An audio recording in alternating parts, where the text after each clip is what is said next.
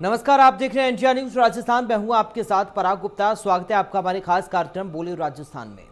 आज हम बात करेंगे गैस सिलेंडर की बढ़ती कीमत पर। देश में एक तरफ जहां आम जनता पेट्रोल और डीजल के बढ़ते दामों से परेशान है, तो वहीं दूसरी तरफ एक बार फिर से रसोई गैस सिलेंडर के दाम बढ़ चुके हैं।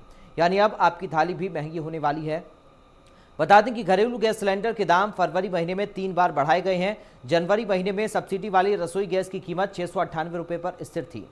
फरवरी महीने में दाम को बढ़ाकर 773 रुपये कर दिया गया और वहीं अब मार्च में घरेलू सिलेंडर 823 रुपये हो गया है। बता दें कि दाम में ये वृद्धि ऐसे समय में हुई है जिस समय पेट्रोल और डीजल के दाम आसमान छू रहे हैं। देश के कई शहरों में पेट्रोल 100 रुपये प्रति लीटर तक बिक रहा है।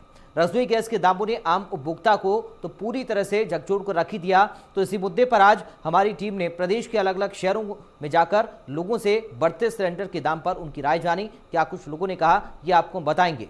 तो गैस सिलेंडर के लगातार बढ़ते दाम को लेकर इंडिया न्यूज संवाददाता दिनेश चौहान ने गंगापुर में लोगों से बातचीत की। क्या कुछ लोगों ने कहा, गंगापुर में सुनाते हैं आपको। गैस सिलेंडर के बढ़ते दामों के कारण आमजन को खासी परेशानी झेलनी पड़ रही है। लगातार 3 महीने में 250 रुपए गैस सिलेंडर पे बढ़ चुके हैं, जिसके चलते महिलाओं के रसोई का बजट बिगड़ चुका है। गंगापुर की महिलाएं गैस सिलेंडर के बढ़ते दामों को लेकर क्या विचार रखती, आइए जानते हैं उनसे कि उनका घर का बजट किस तरह से बिगड़ा है। जी बताएं कि घर का बजट किस तरह से बिगड़ा, गैस सिलेंडर के दाम लगातार बढ़ते जा रहे हैं। उसके लिए आज पूरी दुनिया विश्व श्रवण दिवस के रूप में इस दिन को मनाती है और यहाँ कार्यक्रम भी चलाया। पहले भारत सरकार ने ये जो NPPCD प्रोग्राम चलाया, पहले 12 जिलों में चलाया, फिर 14-15 से शुरू हुआ था प्रोग्राम और फिर 6 जिले इसमें और इंक्लूड किए, फिर 3 किए, 20-21 में आके पूरे राजस्थान में जितने हमारी मेडिकली 34 जिले हैं, वैसे रेवेन्यू के 33 जिले हैं, लेकिन मेडिकल के दृष्टिकोण से 34 जिलों में ये प्रोग्राम चला है। डिस्ट्रिक्ट लेवल पे हमने किस तरह से इस समस्या का समाधान किया जाए, आपने प्रेजेंटेशन में भी देखा होगा।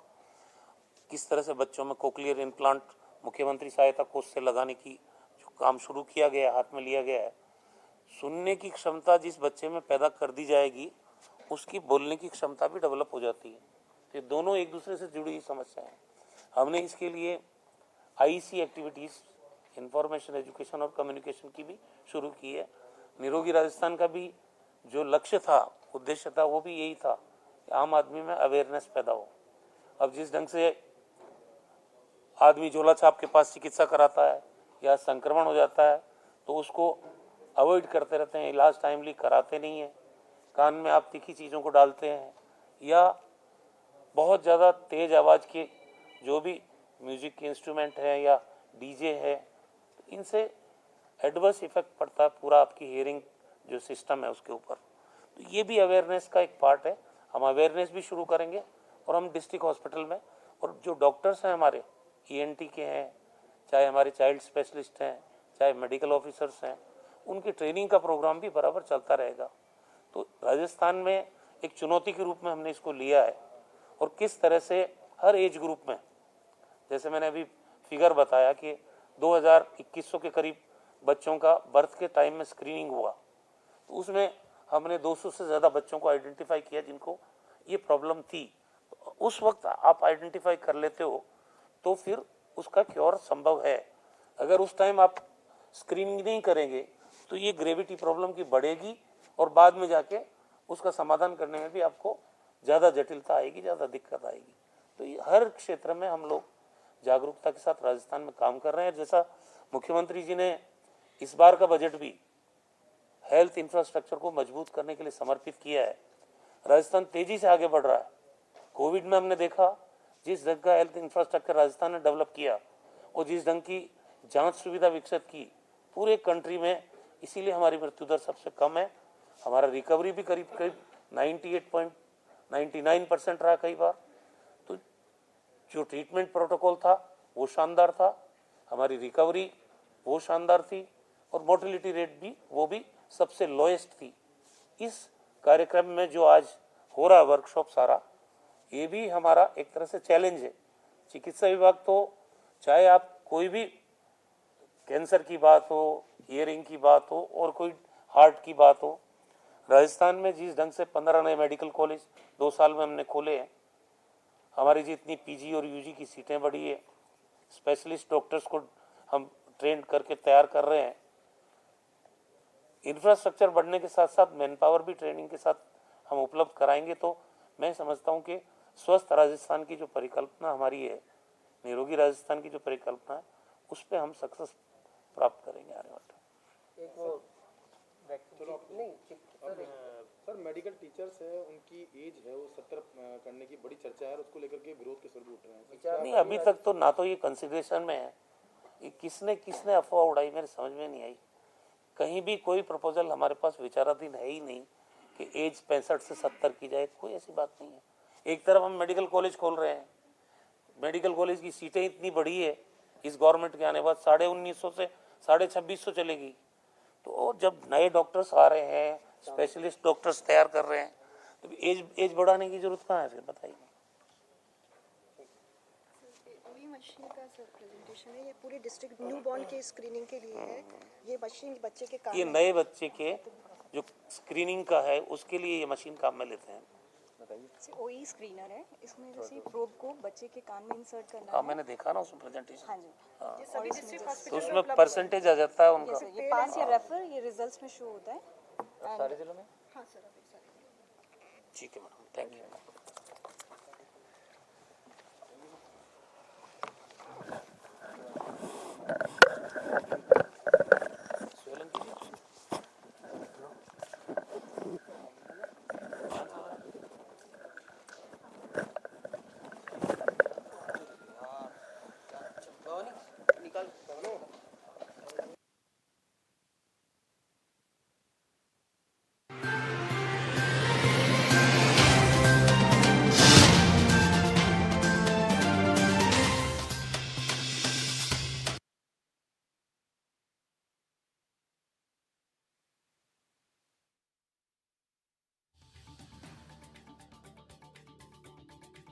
बड़ी जानकारी सामने आ रही है। विधायक वासुदेव देवनानी के सदन से बाहर जाने का मामला है। विधायक दल की बैठक में सहमति बनी है। नेता प्रतिपक्ष कटारिया पार्टी सतीश पुनिया को अधिकृत किया गया है। बीजेपी विधायकों के सदन में जाने या ना जाने पर निर्णय लेंगे। बड़ी जानकारी आपको दे रहे हैं। बीजेपी विधायक दल की बैठक हुई है। विधायक वासुदेव देवनानी के सदन से बाहर जाने का ये मामला है। बड़ी जानकारी, विधायक दल की बैठक में ये सहमति बनी है।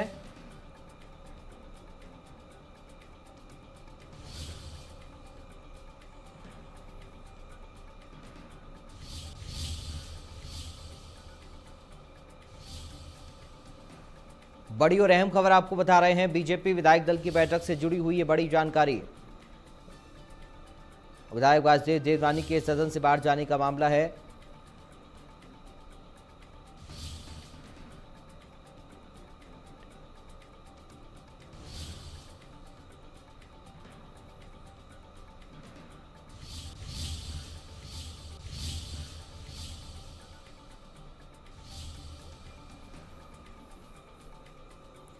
और एक और बड़ी खबर आपको बता दें, रघु शर्मा का बयान सामने आया है। चिकित्सा के क्षेत्र में विकास हो रहा है, ये रघु शर्मा की ओर से कहा गया। बजट में भी विभाग को सौगातें मिली हैं।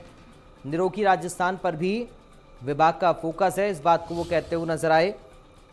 नए नए उपकरण भी लगाए जा रहे हैं, इस बात का जिक्र भी चिकित्सा मंत्री रघु शर्मा की ओर से किया गया है। बड़ी और अहम जानकारी आपको बता दें, चिकित्सा मंत्री रघु शर्मा का बयान सामने आया है। उन्होंने कहा कि चिकित्सा के क्षेत्र में विकास हो रहा है। बजट में भी विभाग को सौगात मिली है। निरोगी राजस्थान पर विभाग का फोकस है, ये उनकी ओर से कहा गया। नए नए उपकरण भी लगाए जा रही हैं।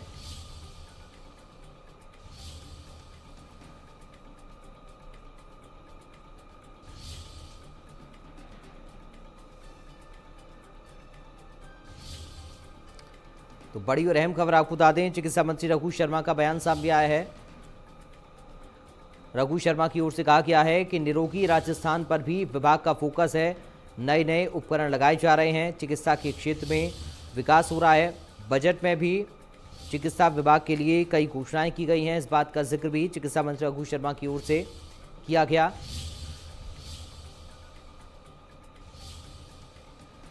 मुख्यमंत्री की मॉनिटरिंग से कोरोना पर भी काबू पाया गया है, ये भी उन्होंने कहा। गांव में झोला छाप डॉक्टर ज़्यादा हैं। बजट में भी विभाग को सौगात मिली है, वो बिना देखे ही दवाई देते हैं, जिससे मरीज कई गंभीर बीमारियों से पीड़ित हो जाता है। तो कई सारी बातों का जिक्र चिकित्सा मंत्री रघु शर्मा करते हुए नजर आए हैं। गांव में झोला छाप डॉक्टर को लेकर भी उन्होंने कहा कि झोला छाप डॉक्टर की संख्या ज़्यादा है गांव में, जो बिना देखे मरीजों का इलाज करते हैं, जिससे कि और ज़्यादा बीमारियों का खतरा मरीजों में बन जाता है। साथ ही चिकित्सा मंत्री ने ये भी जानकारी दी है कि बजट जो पेश किया गया, बजट में भी चिकित्सा विभाग के लिए कई घोषणाएं की गई हैं।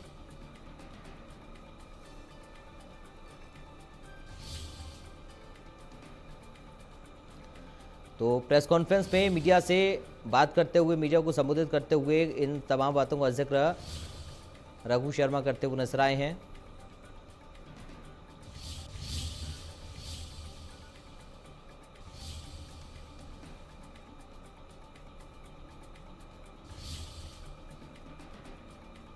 चिकित्सा विभाग की तरफ से जो भी काम किए जा रहे हैं उनको लेकर उन्होंने जानकारी दी है। इसके साथ ही कई सारी बातों का जिक्र चिकित्सा मंत्री रघु शर्मा करते हुए नजर आए।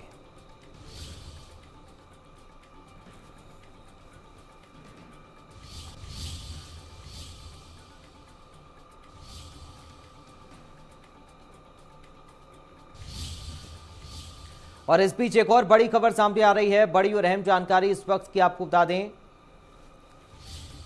आबकारी विभाग शराब की दुकानों का ई ऑक्शन करेगा। बड़ी जानकारी आपको बता रहे हैं, आज से ई नीलामी की प्रक्रिया की शुरुआत हो जाएगी।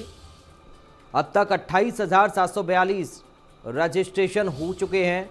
7,581 आवेदक ही फी जमा कर पाए हैं। सुबह 11 बजे से शाम 4 बजे तक बोली लगनी है। बड़ी जानकारी आपको दे रहे हैं, बड़ी और अहम खबर आपको बता दें। आबकारी विभाग शराब की दुकानों का ई ऑक्शन करेगा। आज से ई नीलामी की प्रक्रिया की शुरुआत होने जा रही है। अब तक 28,742 रजिस्ट्रेशन हो चुके हैं। 7,581 आवेदकों ने ही फीस जमा करवाई है। सुबह 11 बजे से शाम 4 बजे तक बोली लगेगी। तो बड़ी और अहम जानकारी शराब की दुकानों के आवंटन को लेकर ये बड़ी खबर आपको बता दें। आबकारी विभाग शराब की दुकानों का ई ऑक्शन करेगा। आज से ई नीलामी की प्रक्रिया शुरू होगी। बड़ी जानकारी, बड़ी और अहम खबर आपको बता रही हैं। अब तक 28,742 रजिस्ट्रेशन हुए हैं। 7,581 आवेदक ही फीस जमा कर पाए हैं। सुबह 11 बजे से शाम 4 बजे तक बोली लगेगी।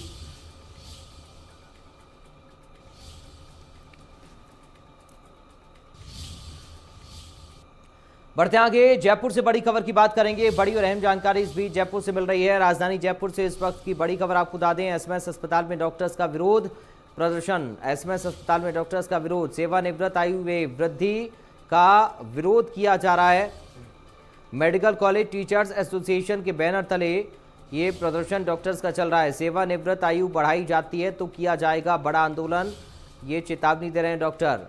अगर सेवानिवृत्त आयु बढ़ाई जाती है तो फिर आंदोलन किया जाएगा। इस बात का जिक्र डॉक्टर्स की ओर से किया गया है। संवाददाता ध्वज आ रहे जुड़ने अधिक जानकारी के साथ।